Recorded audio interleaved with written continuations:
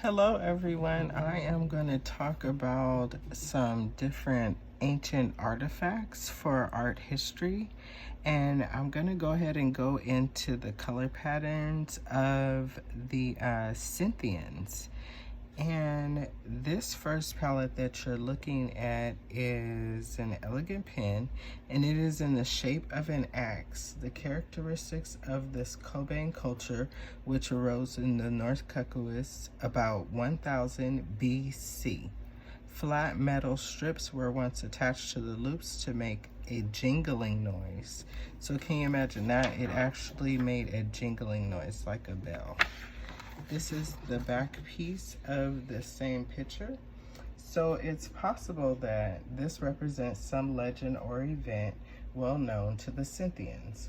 Archaeologists are studying the Scythians of art, and they are becoming more and more convinced that the representations, called scenes from the daily life of the Scythians, may be meaningful rather than simply decorative.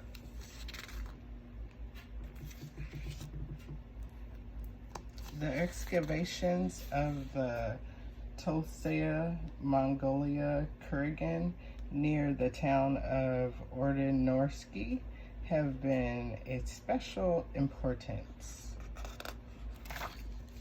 They were carried out in 1971 under the B. in Mozolevsky. The main burial had been robbed, but the graves of the servants and horses were discovered nearby. Once the horses were found, they found one that was wearing a frontlet identical to the one found at Tiskmabluk, Kurgan.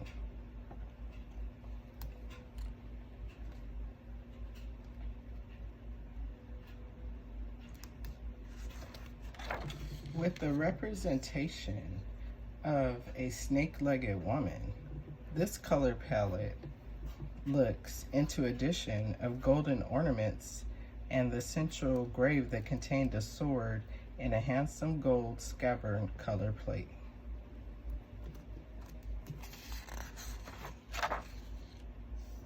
The greatest discovery at Tulsea, Mongolia, however, is a gold pictorial of magnificent workmanship. It is 3 tiers of decoration, including meticulously detailed figures of the Scythians and the animals. They're each individually cast.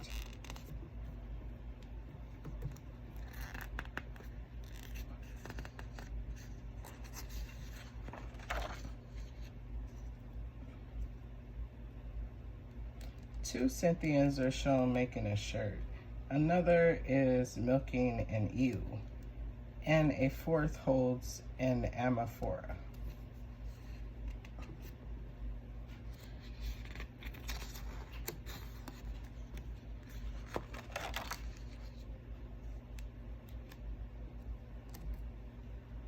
They are shown in the midst of their livestock horses, cows, sheep, goats, and pigs, while nearby are creatures ranging from birds, grasshoppers, to griffins, savagely tearing at horses.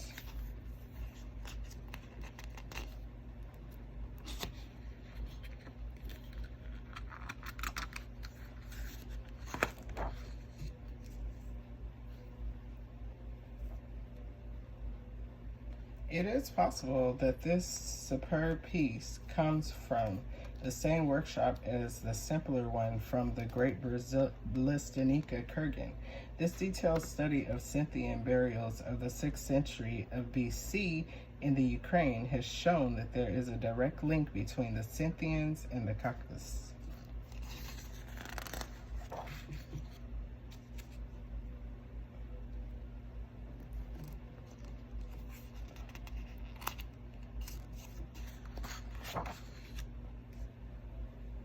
Bronze chariots and finals found near the town of Romi are quite close to those from Ulitsky. Ale in the Caucasus, while a Koban battle axe was found near Lulenby, in the Sula River area, in the Pogostri treasure trove in the Kiev district of engraved bronze belt, and the Caucasian type was found, while Kurgan near Zabotin village contained a Caucasian bronze vessel with handles shaped like small animal heads.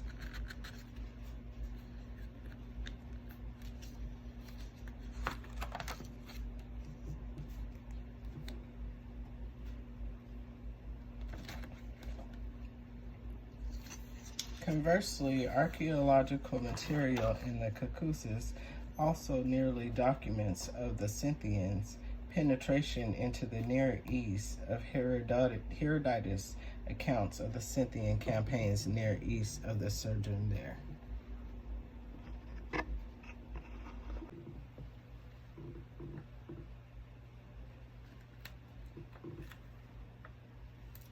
So this picture right here, undoubtedly, as mentioned earlier, in numerous Scythian objects, especially the horse trappings, and they were found in ruins of ancient Euretian, which is the fortress of Tishibani, Khmer Blur. The closet analogies for them come from the Kurgans of the Kuban district and the Scythian burials in the Ukraine. Thus, the connection between the Scythians and the Ukrainians, Euretian cities and the southern Caucasus is clear, and it was apparently from these centers that iron was brought to Scythia. Modern archaeologists' research is being devoted not only to the Kurgans, but also to the Scythians' fortified settlements, and to the Greek outposts where Greek civilization and Scythians' traditions overlapped. Much study is also being devoted to the other tribes who seem to have shared many elements in the Scythian cultures, such as the Samaritans and the Siberian people. To discuss earlier, gradually, some research is clearing away at the myths still surrounding these ancient peoples who left us such a bold and powerful works of art.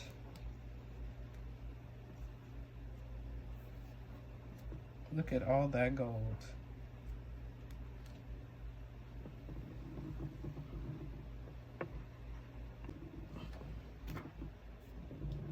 The Scythians. They were a Iranian-speaking people, one of many groups of nomads. They dominated the Eurasian steppes during the first millennia in BC.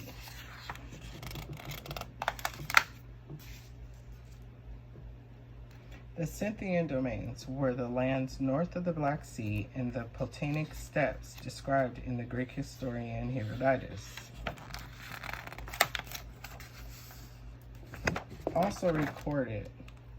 Herodotus also recorded very vividly the Scythian way of life, which enabled these nomads to rule so successfully over the various inhabitants of the Potanic steppes, having neither cities nor forts and carrying their dwellings with them.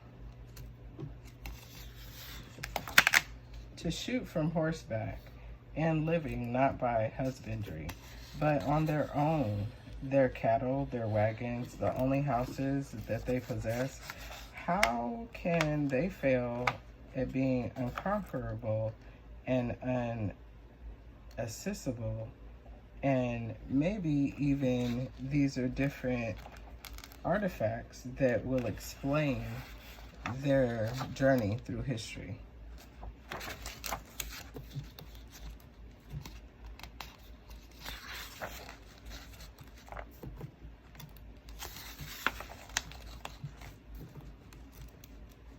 This picture here is a 14th century burial of a young Scythian woman who has been preserved as it was discovered, and her finery includes 250 gold plaques, bracelets, rings, and a sumptuous crown. A bowl and a mirror lie nearby.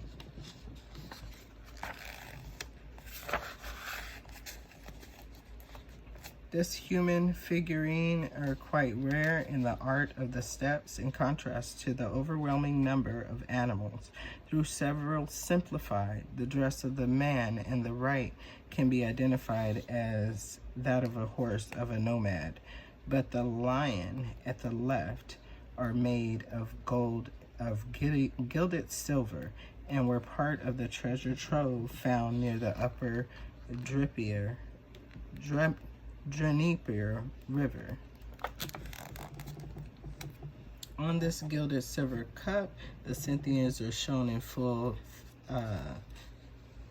panoply, where their characteristic shield, bow, and gordius, the combination of quiver and bow case typical of the Scythians. The careful rendering of features reveals Greek workmanship, and three-quarter view is a typical classic Greek art of the 14th century BC.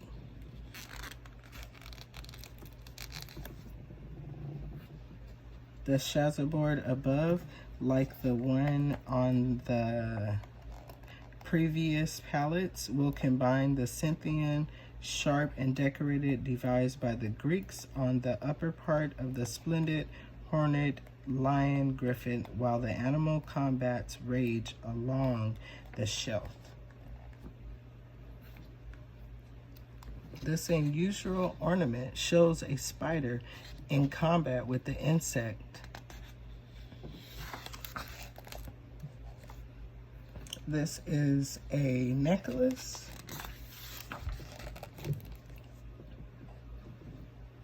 In this scene, this pictorial shows the preceding page of two griffin horses that are attacking. Although the workmanship is purely Greek, this is a non-Greek theme. In Greece, horses were carefully guarded in contrast to the Scythians, and vast herds roamed on the steppes, which must often have been preyed upon the mysterious and violent predators.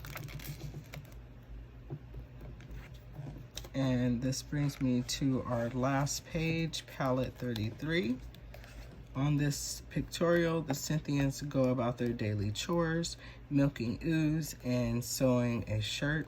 The needle and the thread have been depicted. Their matter-of-factness stands in the dramatic contrast to the liveliness of the animals and the artistic, breathtaking skill.